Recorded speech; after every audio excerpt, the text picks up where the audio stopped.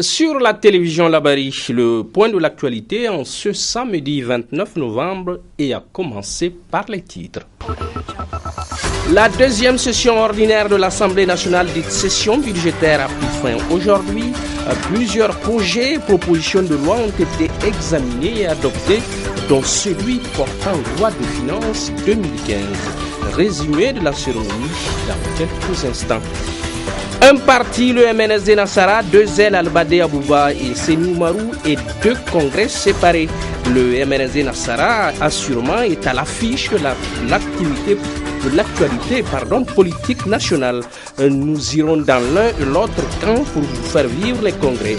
Rendez-vous est donc pris et à tout à l'heure. Ouverture ce matin, toujours du 15e sommet de la francophonie à Dakar, au Sénégal. Hormis la succession du secrétaire général Abdou Diouf, des sujets tels que la toute récente révolution burkinabé et la maladie à virus Ebola étaient dans tous les esprits ce matin à Dakar. Voilà donc pour le sommaire. Mesdames, Messieurs, bonsoir et bienvenue au journal. La session budgétaire de l'Assemblée nationale, dis-je au titre de l'année 2015, a pris fin ce matin. Entre autres projets et propositions de loi examinées et adoptées, celui portant sur la loi de finances 2015. La session restera également dans les mémoires pour avoir été celle d'une deuxième motion de censure contre le gouvernement de Birji Rafini qui a été rejetée par 75 voix contre, une pour et une abstention. Le compte-rendu de Hassan Saleh Mustafa. Cette deuxième session ordinaire de l'année 2014 a permis aux députés nationaux de voter le budget 2015 estimé à plus de 1707 milliards de francs CFA. Malgré certaines vicissitudes, cette session aura été particulièrement laborieuse.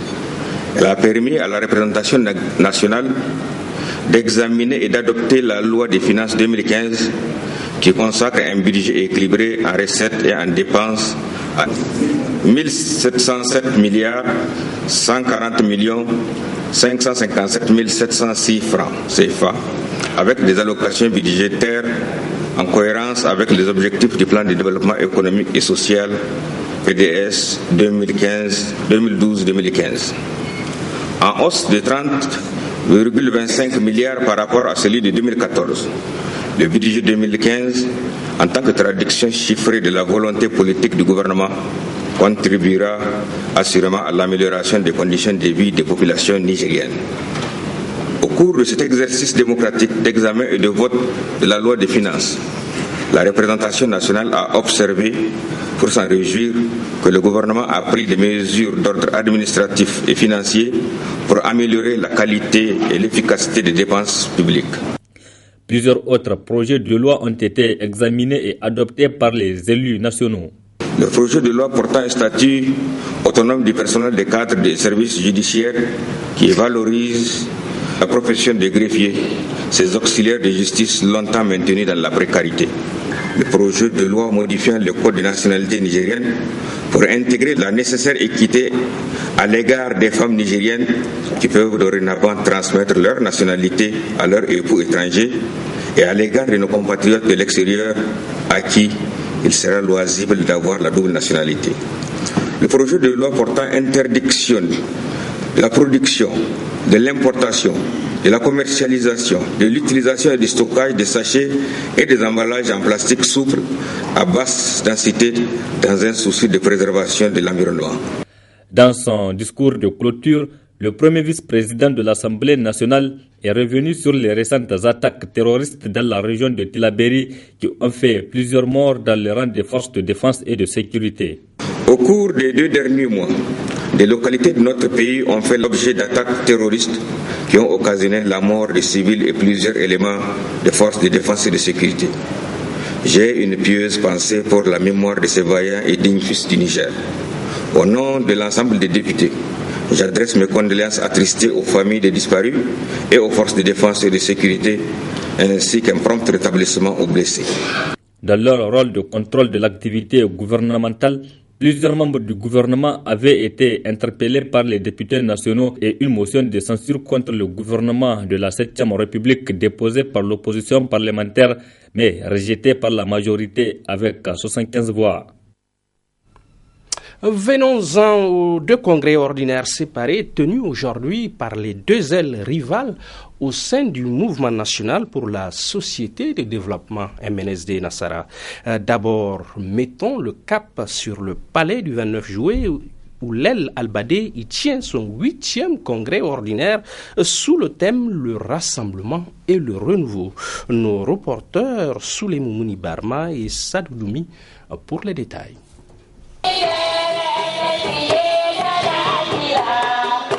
Placé sous le signe du rassemblement et du renouveau, le 8e congrès ordinaire du MNSD Nassara se tient à un moment où le parti est confronté à une crise interne. Situation qui contraint le secrétaire général du parti à prendre ses responsabilités. Comme vous pouvez le constater, le président du parti, M. Seni Oumarou, n'a pas cru devoir assister aux présentes assises du 8e congrès ordinaire qu'il a lui-même convoqué par lettre numéro 077-MNSD Nassara-BPN-FE du 5 août 2014 pour les 29 et 30 novembre 2014. Nous déplorons cette situation totalement inédite dans l'histoire de notre grand parti, le MNSD Nassara. Situation qui traduit éloquemment le grand malaise que traverse notre parti. Dans certains corps d'État, cette absence injustifiée, vous vous en doutez, constitue un abandon de poste et une fuite de responsabilité caractérisée, passible d'un licenciement sans droit. C'est pourquoi, conformément au terme de la résolution numéro 3 du Conseil national extraordinaire, réuni les 26 et 27 novembre 2014, je me fais le devoir de présider l'ouverture du 8e congrès ordinaire. Le choix du thème du rassemblement et du renouveau n'est pas fortuit. Une vision qui permettra aux militants et militantes du MNSD de tourner une nouvelle page de l'histoire de ce grand parti. Il s'agit pour nous de rappeler aux congressistes que vous êtes, que notre parti, le MNSD Nassara, conformément à son triptyque fécond de consultation, concertation et participation, est résolument déterminé à réunir ses militantes et militants afin de réformer et de replacer le parti dans une vision nouvelle qui tienne compte de l'évolution de notre société dans ce contexte mouvant de la mondialisation. Le rassemblement repose sur une volonté commune d'agir en synergie, dans l'option de complémentarité, de tolérance et surtout d'adhésion à un idéal commun en conformité avec les triptyques de consultation, concertation et participation. Il est donc impératif que nous examinions sans complaisance toutes les tares et tous les germes de division qui menacent de gangréner le fonctionnement régulier des instances et organes du parti afin d'en extirper les causes profondes et structurelles. Le rassemblement ne peut s'opérer que dans la culture de la paix des cœurs et des esprits et ne concerne pas que les seuls militants du MNSD Nassara. Les partis politiques membres de la mouvance pour la renaissance du Niger et de l'Alliance pour la réconciliation et le changement présents à la cérémonie d'ouverture de ce 8e congrès ordinaire du MNSD ont réaffirmé leur soutien à Albadé Abouba et à l'ensemble des congressistes. Puis, sous le thème la cohésion et la discipline, l'aile Seni Oumarou a ouvert également son 8e congrès ordinaire aujourd'hui même à Niamey. Des travaux placés sous la présidence du président du parti Seni Oumarou, Assoumana China et Ibrahim Abdou pour le compte rendu.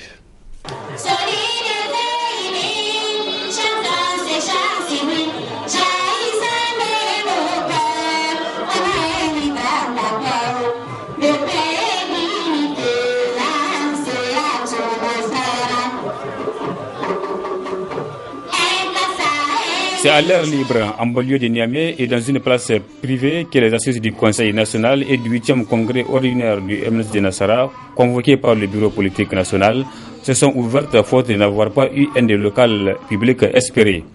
Ces assises sont placées sous le signe de la cohésion et la discipline afin que le parti retrouve ses valeurs d'antan. La conjugaison et la matérialisation des deux vocables nous ouvrent naturellement la porte du succès. Nous avons en effet besoin de cohésion et de discipline pour surmonter et vaincre courageusement, dans l'honneur et dans la dignité, les assauts divisionnistes, multiples, divers et malsains du pouvoir maléfique du président de la République, militantes et militants du MNSD Nassara. L'heure est au rassemblement et à l'unité du parti. J'en appelle donc au sens du devoir, au sens de l'engagement militant et du dépassement de soi de chacun d'entre nous pour faire triompher les idéaux de notre grand parti, le MNSD Nassara. En ma qualité de président du MNSD Nassara, mon rôle est de rassembler afin de créer les conditions de promotion et d'ancrage des valeurs sacro-saintes qui ont motivé la création de notre formation politique. Ce parti qui nous a tout donné et auquel nous devons respect et reconnaissance. Il est encore possible de regarder dans la même direction en privilégiant la cohésion et la discipline au sein du parti. Il est encore possible de regarder dans la même direction en refusant de travestir les convictions politiques qui ont toujours fait la grandeur du MNSD Nassara.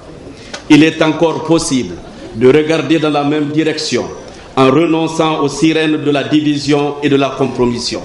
Occasion pour le président du parti de revenir sur cette dérive du régime. De jour en jour, notre pays s'enfonce inexorablement dans une dérive dictatoriale sans précédent, caractérisée par une profonde et intégrale injustice sociale, eu égard entre autres à la prédominance du sectarisme et du clanisme dans la gestion des affaires de l'État, en passe de devenir le logiciel qui guide et inspire les actions scandaleuses et dégradantes du chef de l'État.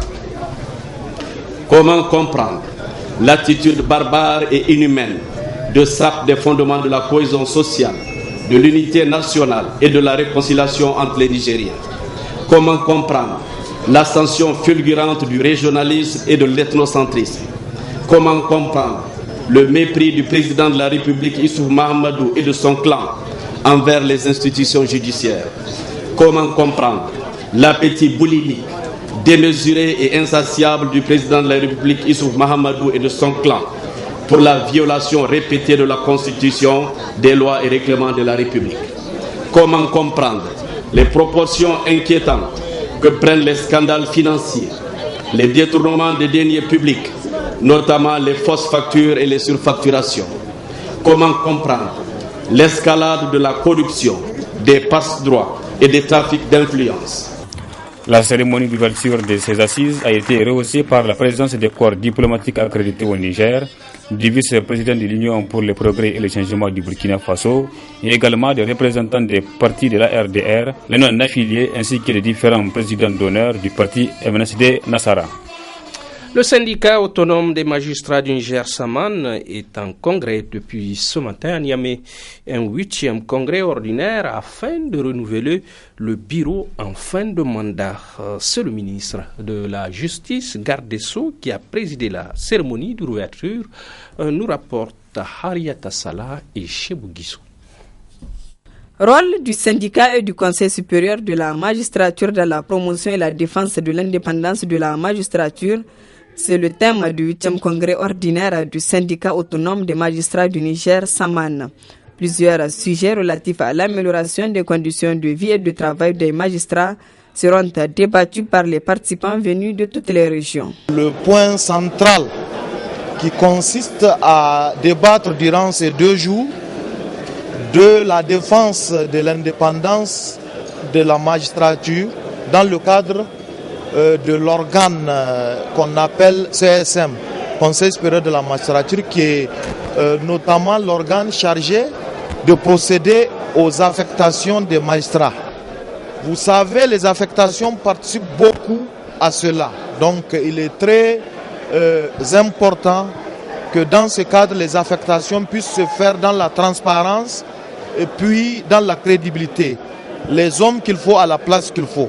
Parce que ça contribue un peu à réduire cette suspicion grandissante vis-à-vis de la justice. Le second point, c'est la question de sécurité. Vous savez, à certaines zones, avec la recrudescence notamment de l'insécurité liée au terrorisme ambiant, certaines zones de notre pays qui sont notamment Agadez, la région d'Agadez, la région de Difa, la région Nord-Tilaberi, qui sont sujets à des attaques constantes.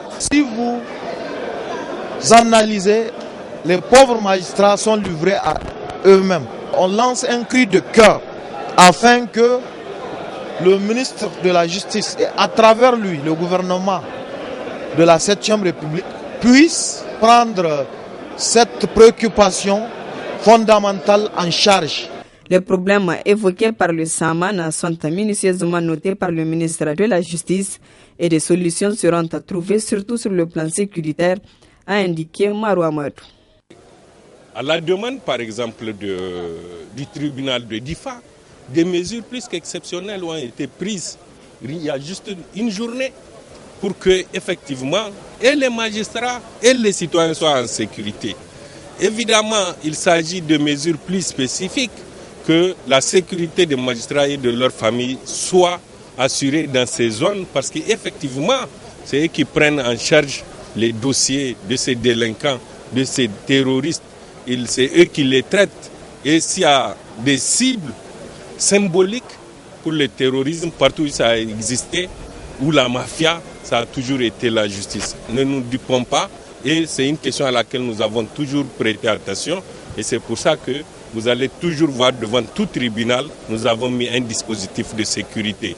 Et pendant les négociations, évidemment, qui ont eu lieu en 2012, nous avons également donné une indemnité de sécurité, effectivement, aux magistrats, pour ceux qui, effectivement, n'ont pas de garde en tant que tel, parce que nous avons une insuffisance de garde pour qu'ils puissent prendre des gardiens, des vigiles, pour protéger leur famille. Mais dans les zones de haute insécurité, telles que Difa et Agadez, je sais que beaucoup d'efforts ont été faits. Nous allons examiner au niveau du gouvernement les mesures supplémentaires de sécurisation des tribunaux et des domiciles des magistrats que nous pouvons entreprendre pour mieux assurer leur sécurité. Parce qu'un juge qui a peur n'est pas un juge indépendant. Au sortir de ces travaux, les participants vont renouveler le bureau sortant au terme du mandat. Cet après-midi, à Niamey, a eu lieu l'ouverture de la première édition de la fête de Gamkale à la maison de la Samaria Sebangay. À l'origine de l'initiative, des jeunes qui ont à cœur de créer un cadre de rassemblement pour les habitants du quartier autour des activités culturelles et sportives et dans le but de promouvoir leur fraternité et leur solidarité. Rendons-nous donc dans ce quartier vieux de 200 ans pour y écouter les explications du promoteur de cette formidable initiative. Nous l'écoutons. Le quartier Gamkale est aujourd'hui l'un des plus anciens quartiers de Niamey. C'est aussi le quartier où il y a une forte densité démographique. Les habitants sont confrontés à de multiples problèmes liés notamment à l'assainissement, au logement, à l'absence d'infrastructures sociaux de base et au chômage. Dans ce climat de précarité, on constate malheureusement l'absence d'activités culturelles et sportives pour les jeunes. C'est pourquoi le club des jeunes a décidé d'initier des activités parmi lesquelles l'organisation d'une fête annuelle appelée la fête de Gamkale. Les objectifs recherchés à travers cette fête sont notamment le développement, la fraternité, la solidarité entre les habitants de Gamkale. Rassembler les habitants du quartier autour des activités culturelles et sportives, contribuer au renforcement de la cohésion sociale et à l'épanouissement des Gamkaléens. Cette première édition marque le point de départ d'une longue série d'animations culturelles et sportives visant à donner un nouvel élan au quartier. Nous ne terminerons pas par nos propos sans adresser une motion de sincèrement à l'endroit de ceux qui ont contribué à l'organisation et à la réussite de cette manifestation. Gamkale a sa fête à elle, bravo. Hier, dans l'après-midi, à la place Toumo de Niamey, s'est ouvert le Forum national des jeunes sous le thème démocratie et participation politique. Des participants qui proviennent de plusieurs organisations des jeunes et de toutes les sensibilités, apprend-on dans ce compte-rendu de Chebou Guisso et Nasser Dantofo. Offrir une tribune citoyenne de débat et de réflexion prospective entre les jeunes sur les obstacles à la participation politique de la jeunesse et identifier les pistes d'action collective pour favoriser davantage les chances d'autonomisation de cette dernière sont entre autres objectifs de ce forum placé sous le thème démocratie, jeunesse et participation politique. À travers ce forum, Alternative Espace Citoyen entend apporter sa modeste contribution pour créer les conditions de concrétisation de l'état de droit. Car selon le pacte international relatif aux droits civils et politiques, pacte faisant désormais partie intégrante de la Constitution du 25 novembre 2010 à laquelle citoyens comme gouvernants doivent respect, loyauté et fidélité. Le dit pacte reconnaît que, conformément à la Déclaration universelle des droits de l'homme, l'idéal de l'être humain libre, jouissant des libertés civiles et politiques, et libéré de la crainte et de la misère, ne peut être réalisé que si des conditions permettant à chacun de jouir de ses droits civils et politiques, aussi bien que de ses droits économiques, sociaux et culturels sont créés. Le directeur du cabinet du ministre de la Jeunesse a rappelé que la problématique des jeunes a toujours été au centre des préoccupations des plus hautes autorités de la 7e République. S'agissant précisément du thème du forum, il convient ici de signaler l'existence déjà d'un certain nombre de structures pour le leadership et la participation civique des jeunes. J'ai cité le Parlement des jeunes, le Conseil national des jeunes du Niger et le cadre de concertation des associations de jeunesse, lesquels sont des espaces par excellence de concertation et d'expression démocratique des jeunes. L'espoir est donc désormais permis. L'espoir de voir véritablement et durablement les droits des jeunes s'exercer partout au Niger vient de l'actualisation de la politique nationale de la jeunesse et de son plan stratégique sectoriel intégralement pris en compte dans le programme de développement économique et social de notre pays.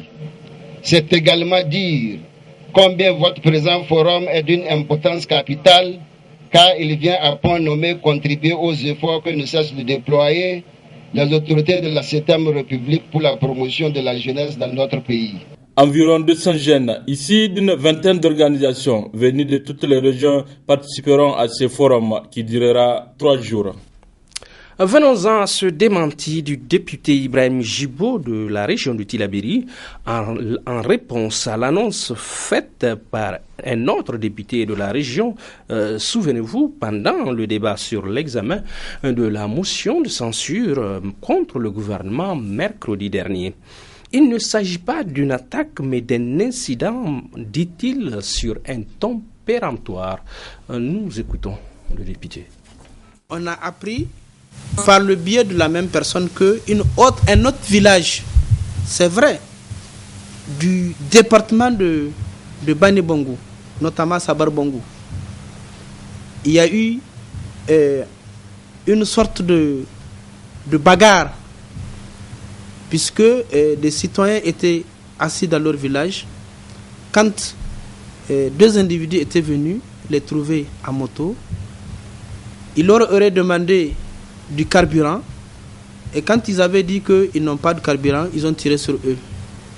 Mais et à la suite de cela, il y a eu 2 blessés qui ont été évacués à Walam puis à Niamey. L'un est décédé à Walam, l'autre a rendu l'âme ici à l'hôpital national de Niamey. Ça c'est vrai. Mais au moment où le député avait annoncé cela, c'était dans les environs de 16 heures. Et cet événement-là qui par la suite s'est passé, c'était vers 17h40 au niveau d'un village frontalier avec le Mali. C'est là-bas où il y a eu l'incident. Ce qui est important, c'est qu'il ne s'agit pas d'une attaque terroriste au sens classique du terme qu'on l'a toujours connu. Puisqu'on voudrait faire croire qu'il y a eu une attaque terroriste et que le gouvernement dans son ensemble et au-delà d'autres citoyens veulent cacher cela. Ce qui n'est pas le cas. Donc nous ne voyons pas pourquoi nous, on a intérêt à cacher la vérité aux citoyens.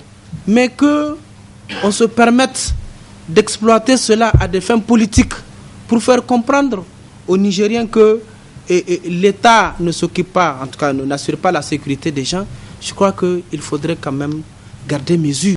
Fin de ce journal avec autant de plaisir. Je vous retrouve demain dimanche à 19h45, si Dieu le veut. Au revoir.